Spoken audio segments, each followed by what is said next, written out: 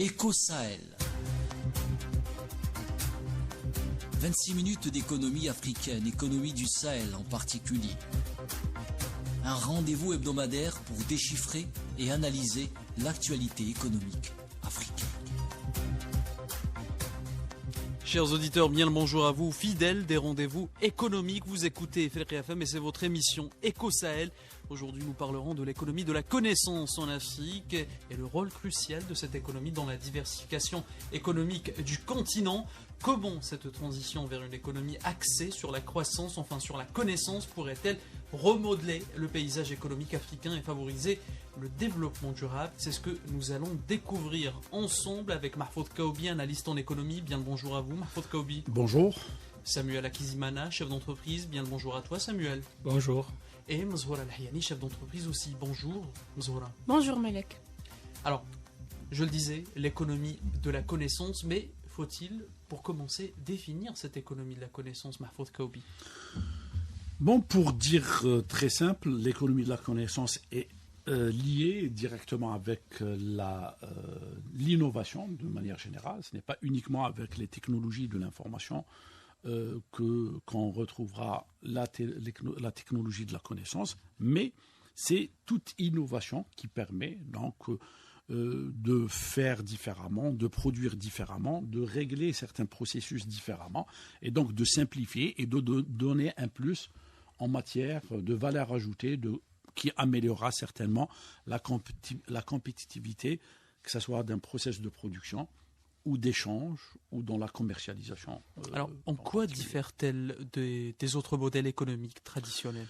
Le modèle économique de l'économie de la connaissance. L'économie de la connaissance, il est basé sur l'exposé d'un business model, donc qui prend en considération l'idée telle qu'elle est conçue et de la présenter dans un modèle commercial qui met en évidence tout l'aspect innovation qui est différent et qui viendra rajouter un plus à un processus. Et c'est dans ce sens que l'économie de la connaissance, ou en matière de diffère, est plus enrichissante que les anciens modèles classiques. Samuel, comment vous voyez l'économie de la connaissance?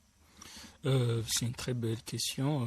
Sur ça même, en se basant sur la définition de l'économie de la connaissance, comme M. Kaoubi vient de le dire, nous voyons que ça joue un rôle important dans le savoir et surtout sur l'information, tout ce qui constitue la productivité et la croissance économique. Maintenant, comment on le voit? Moi, comment je le vois en tant que jeune entrepreneur? Je vais me baser sur une discussion que j'ai eue il n'y a pas longtemps avec certains de mes camarades de différentes nationalités, où on s'est basé en disant, regardons nos économies, parce que moi j'aime les dire, c'est la crème de la crème. Ils ont été choisis de par leur pays, ils ont eu les bourses, ils sont venus en Algérie, ils ont terminé, parce que la plupart maintenant ils ont terminé, ils veulent rentrer. La question était, avec tout ce que vous avez pu apprendre, tout ce que vous avez, comment vous allez contribuer à travers les différents pays. Et une des questions qui me fait peur et qui me touche à cœur, que j'aimerais partager, c'est là où ils te disent la question. En Afrique, c'est là où l'importance de l'économie de la connaissance en Afrique. En Afrique, on te pose la première question. Tu connais qui? Tu es de qui t'a permis à ce que tu puisses arriver à ce décret, et qui t'a envoyé?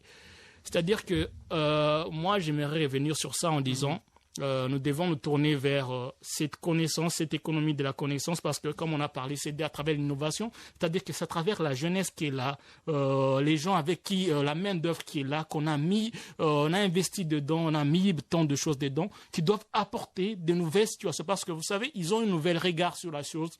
Cette nouvelle regard, c'est pour simplifier les choses, comme M. Kaoubi a pu le dire, simplifier, mais aussi améliorer pour que les choses puissent se passer rapidement. Mais en Afrique, comme je venais de dire en disant, l'une des questions, à chaque fois qu'il te pose en disant, la première des questions qu'on sait à la plupart dans nos pays en Afrique, on va te poser la question, on dit qui t'a envoyé.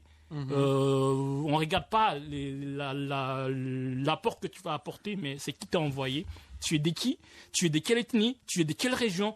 Ça montre le problème qui est là. C'est-à-dire que à travers l'économie de la connaissance, je vois que Mesora est en train de rigoler en disant toi, tu as contourné la question, mais j'ai contourné la question. On va aussi sa réponse. J'ai contourné la question parce que ça m'a.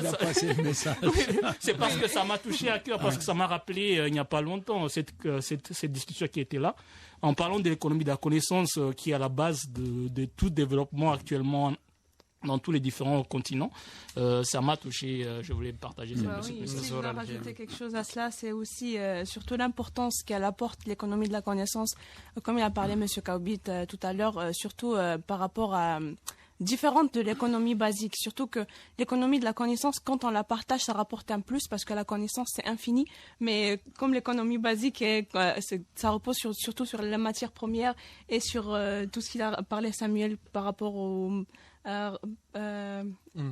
rapport humain et tout ça, oui, la main d'œuvre, etc.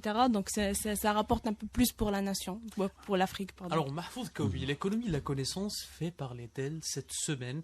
Alors au Sénégal, il y a un salon international sur les algorithmes, sur les nouvelles technologies. Et en Algérie, le président algérien Abdelmadjid Tebboune a rencontré les opérateurs économiques où il a insisté aussi sur l'économie de la connaissance, l'importance de ce secteur. Je parle de l'Afrique, sommes-nous en train de suivre une tendance ou bien doit-on se pencher réellement sur ces questions? Est-ce une nécessité maintenant?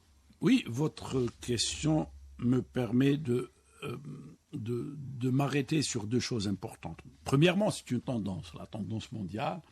Actuellement, le pont que constitue, ou la partie que constitue la connaissance dans les économies du monde entier, elle est importante. Tout simplement parce qu'actuellement, on travaille principalement sur des supports numérisés qui nécessitent de la maîtrise et que la concurrence entre les différents acteurs économiques se fait par rapport à leur capacité d'innover, de produire du changement, etc. Même en matière de comportement, en matière de consommation. Ceci étant, est-ce que c'est la même réalité en Afrique?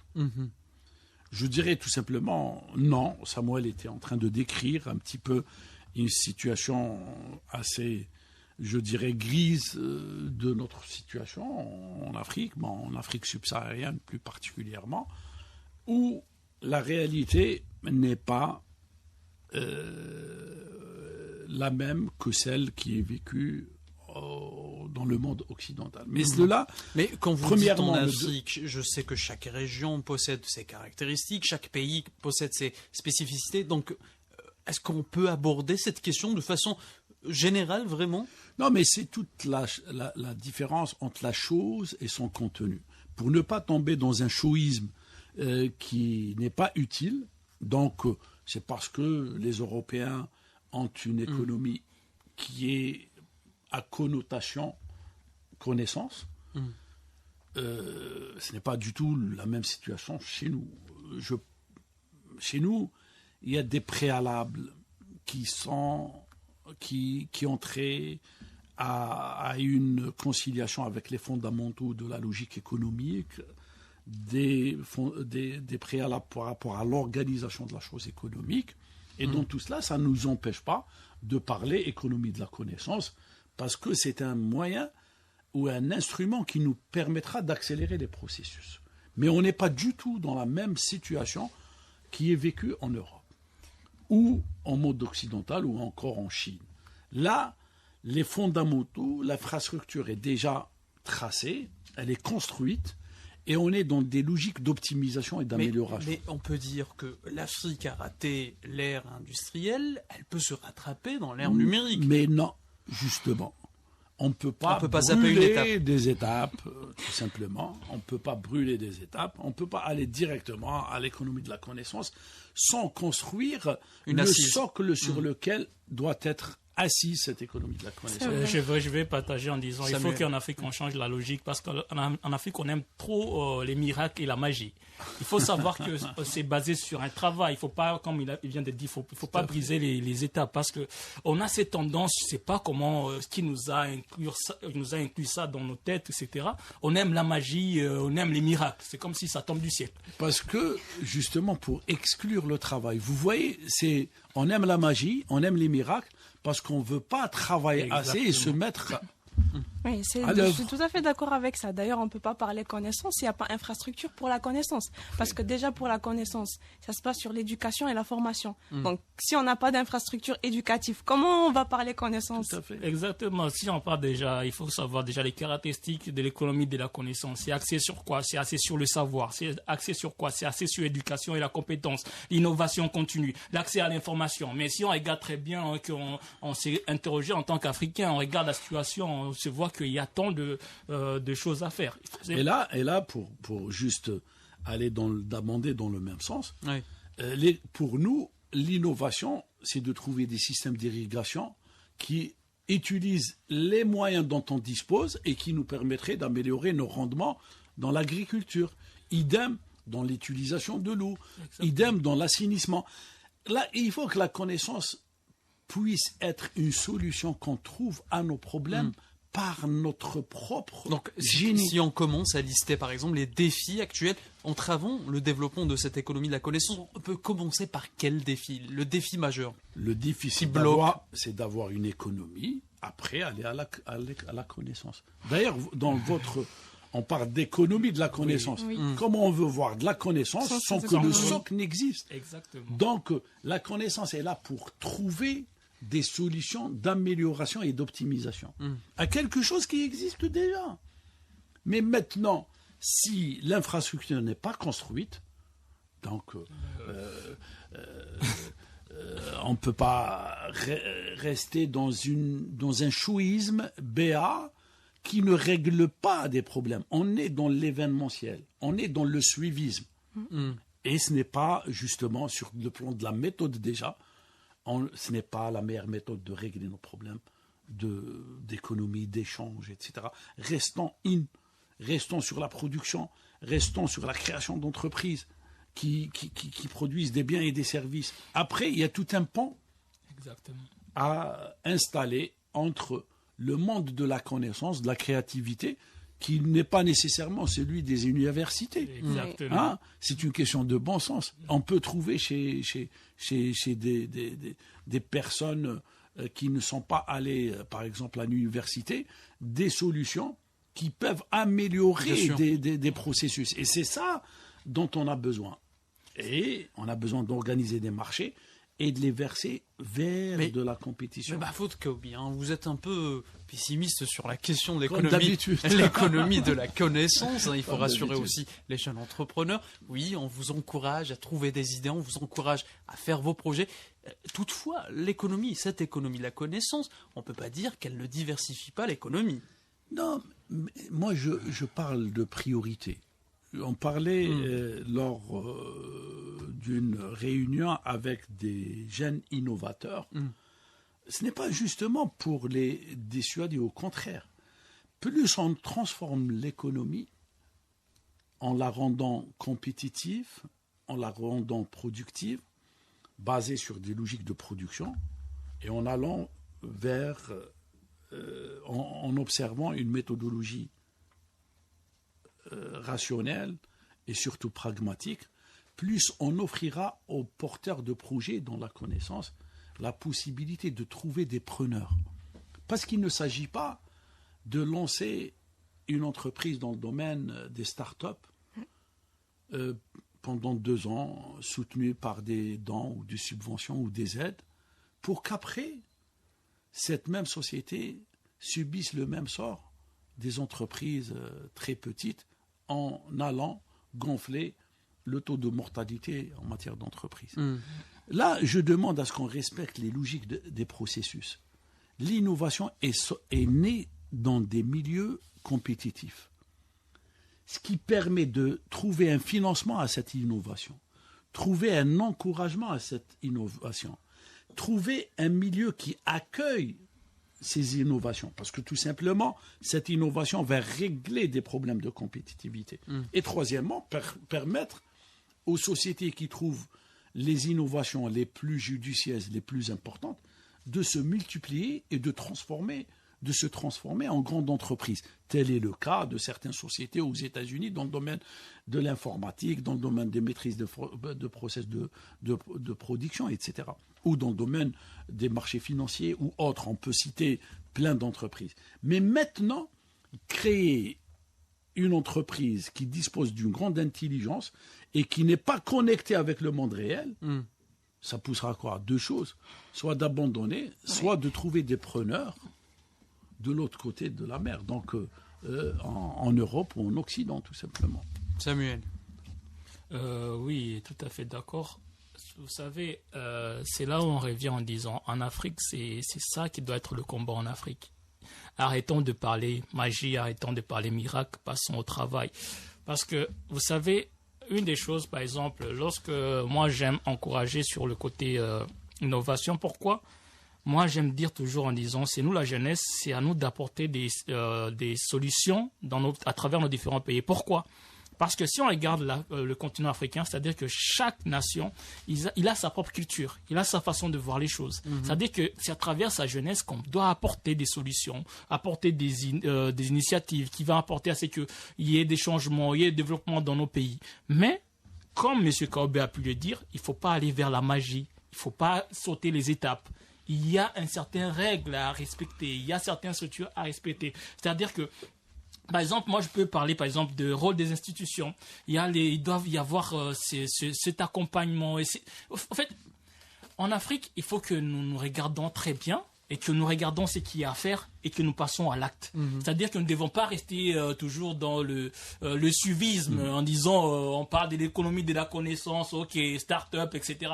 C'est pas parce qu'une personne va ouvrir, il crée un certain site web, etc. en disant start-up, etc. Il faut aller dans les détails, il faut aller dans des choses. Mais le monde bouge, Samuel Akizimana. Le monde change. Aujourd'hui, ce n'est pas la même conception qu'il y a 50 ans, 40 ans. C'est vrai que les gens arrivent à se faire de l'argent chez eux, en restant chez eux maintenant. C'est ça le... Mais est-ce que la finalité, c'est de se faire de l'argent? Est-ce qu'une économie, c'est se faire de l'argent? Est-ce qu'être riche, c'est d'avoir de l'argent? C'est faire tourner et cet de argent. dépendre d'un circuit ou d'un composant électronique que tu importes systématiquement. Donc c'est ça la chose la plus importante. Est-ce que les Africains ont besoin d'une économie qui va enrichir une ou deux personnes qui est chez elle et qui est en train de... C'est ça les choses qu'on devrait discuter, nous, Africains. C'est de construire cette capacité de transformer nos matières premières chez nous. Pour revenir à une des choses qu'il avait dit, il y a toujours des problèmes d'irrigation. Les gens ne mangent pas à leur faim. On n'arrive pas à avoir des... Comment vous pouvez parler de l'économie de la connaissance, etc., et qu'il y a des apports dans différents pays? Vous savez, j'ai parlé avec beaucoup de Sénégalais qui sont dans les start-up et ils m'ont dit que beaucoup de start-up au Sénégal sont dans le secteur agricole, donc qui aident, qui contribuent au développement de ce secteur. Mais l'output, quand on évalue ça, est-ce que les problèmes d'irrigation sont réglés? Quand on parle de beaucoup. L'évaluation en matière économique, ce n'est pas d'évaluer les inputs, c'est d'évaluer les résultats.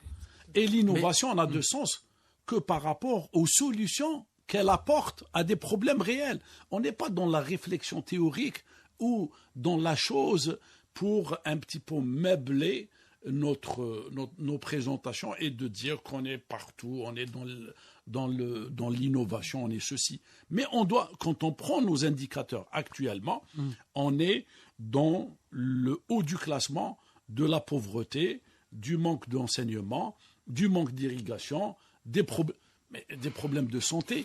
On doit, en matière d'éducation, qu'on commence à propager l'éducation, même sur des supports dont on dispose actuellement. Est-ce qu'on a les moyens d'acquérir ces biens? Moi, je dirais que le monde s'est construit sur des éléments basiques. On doit passer par des étapes que nécessairement d'autres pays ont empruntées. Maintenant, pour accélérer certains processus, quand on organisera notre modèle de développement, on pensera aux instruments qui permettraient de l'accélérer. Et on mettra les ponts avec les éléments, que ce soit les centres de recherche, que ce soit les universités, que ce soit les lycées, que ce soit les associations, qui pourraient trouver des issues et qui pouvaient, à leur innovation, qui seraient des innovations qui ont des relations directes avec le monde de l'économie et le monde dont vivent les Africains et les Africaines. Maintenant, il faut rationaliser notre comportement. Et justement, ce n'est pas parce qu'on parle d'innovation qu'on doit être trop soft. Le hard pose problème en Afrique. La capacité de transformer nos matières premières pose problème. Nos capacités de réaliser des puits posent problème. Donc, nos problèmes aujourd'hui, c'est comment réaliser un puits. C'est comment irriguer. C'est comment lutter contre l'analphabétisation. Même sur des supports en bois. C'est essentiel. Si une personne peut apporter aussi ça, c'est ça. Parce que vous avez parlé d'une chose qui est importante. Parce que quand vous avez parlé du hard, parce que beaucoup de personnes se concentrent sur le soft, alors que même le hard, on n'a pas ça. On n'a pas le hardware. Comment tu veux te concentrer sur le software alors que tu n'as même pas le hardware? C'est pas possible. C'est-à-dire que c'est cette reprise de soi en disant il ne faut pas qu'on retourne dans les mêmes erreurs qu'auparavant. Sauter sur de la magie, on ne peut pas sauter des étapes, sinon on va avancer à rien, ça va nous mener à rien. Il faut aller étape par étape. C'est ça. Mzoura Al-Hiani. Oui, je suis tout à fait d'accord avec ça, comme il a dit M. Kabi. Il faut préparer déjà le terrain et puis parler de l'économie de la connaissance. Parce que si on prend le simple exemple sur la Corée du Sud, on doit apprendre de ce qu'ils ont fait déjà les autres. Déjà, il faut les gouvernements africains, ils doivent collaborer avec les privés et on doit créer un modèle économique propre à nous déjà et puis travailler tous ensemble parce que déjà il faut combattre la fuite des cerveaux, il faut préparer toute l'économie basique et puis passer à l'économie de la connaissance. On ne peut pas brûler les étapes. Mahfoud Kaoubi, alors si on ne doit pas zapper les étapes, si on ne doit pas brûler les étapes, comment le continent africain peut-il rattraper son retard? Moi, je dirais, pour rattraper le retard, il faut travailler plus, il faut travailler mieux. Travailler plus, c'est pas en investissant dans les domaines créateurs de richesses, créateurs de biens et de services. Travailler mieux, c'est améliorer de la productivité de l'être africain, un meilleur enseignement, une meilleure santé. Et puis à partir de là, l'innovation est cet instrument, l'économie de la connaissance est cet instrument qui pourrait accélérer les processus. Maintenant, si on a une mauvaise démarche, une mauvaise priorisation en matière de secteur et d'organisation de secteur, je dirais avec l'innovation ou sans innovation, ça ne va pas régler plein de choses. Ça nous permettra d'améliorer un petit peu la vitrine, mais dans le bake, on aura toujours des problèmes d'organisation, des problèmes de développement humain et des problèmes de manque de compétitivité. Et c'est une logique, en fait. Vous savez, c'est pour ça qu'il faut que les gens regardent juste des modèles simples. En regardant, on prend une simple personne, vous regardez une personne. Si cette personne n'arrive pas à manger à sa faim, n'arrive pas à se soigner, n'arrive pas à s'habiller, comment vous voulez que cette personne puisse innover? C'est impossible. Alors que si cette personne arrive à manger à sa faim, à dormir là où il faut, à se soigner, croyez-moi, c'est dans la logique humaine, cette personne va chercher encore un plus. Il va innover, il va chercher un plus. Mais nous, on a encore des besoins qui ne sont encore inassouvis. Ils sont encore physiologiques, comme il vient de le dire. Donc, c'est un grave problème. C'est-à-dire que c'est bien de penser à ça, mais il faut regarder aussi le bas, comme il a pu le dire. Il faut regarder les bases. Est-ce que nos bases, on les a consolidées? Est-ce que nos bases, on les a réglées? Parce que c'est ça le plus important. Tu ne peux pas construire une maison sur du sable et croire que cette maison, lorsqu'il y aura du tempête, cette maison va tenir. Ce n'est pas possible.